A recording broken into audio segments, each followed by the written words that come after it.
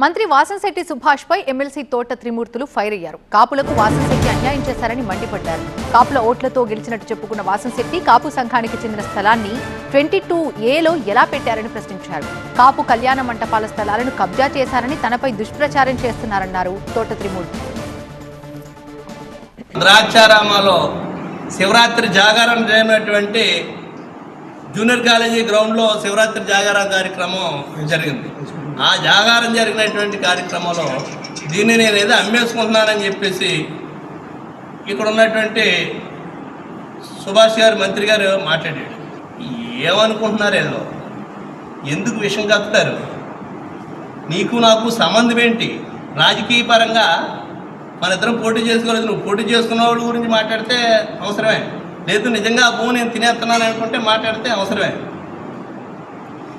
దానికి ఆపించడంతో నువ్వు నీ శక్తి అంతా ఉపయోగించి నీ ప్రయత్నాలు నువ్వు చేస్తావు. ఏమన్నా ఆపించగలిగేవా?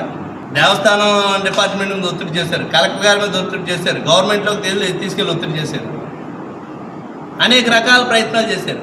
అనేక రకాల ప్రయత్నాలు చేసినందువల్ల ఎవరికి నష్టం జరిగింది?